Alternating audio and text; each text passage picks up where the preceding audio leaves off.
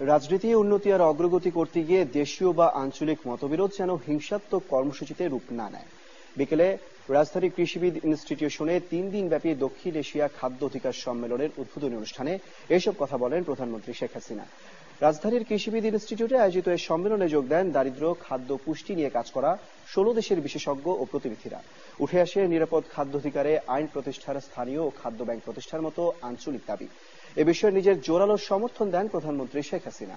খাদ্য অপচয় রোধে কার্যকর সচেতনতা বাড়ানোর আহ্বান জানিয়ে বিশ্বকে না পারলেও অন্তত দক্ষিণ এশিয়াকে দারিদ্র্যমুক্ত করার প্রত্যয় জানান প্রধানমন্ত্রী। দারিদ্র্যকে প্রধান শত্রু হিসেবে তুলে ধরে দক্ষিণ এশিয়ার দেশগুলোকে একত্রে কাজ করার আহ্বান জানান তিনি। পৃথিবীর সকল দেশে সকল প্রান্তে মতানৈক্য মতভিন্নতা থাকবে, রাজনৈতিক উন্নয়ন অগ্রগতির নানা ইস্যুতে থাকবে মতভিন্নতা, তবে তা যেন এমন পর্যায়ে না পৌঁছায় যা হিংসাত্মক কর্মসূচিতে পরিণত হয়। বাধাগ্রস্ত হয় খাদ্য পরিবহন, যেন হিংসা পুড়ে না যায় খাদ্য গুদাম, উপড়ে না যায় রেল লাইন বা মানুষ বাহিত যান চলে যেন অগ্নিসংযোগ না হয়, যেন পরিবহন শ্রমিক, যাত্রী, নারী, শিশুকে নৃশংসভাবে দগ্ধ হয়ে মৃত্যুবরণ করতে না হয়, যা আমরা মাত্র কয়েক মাস আগেই বাংলাদেশ যা দেখেছি।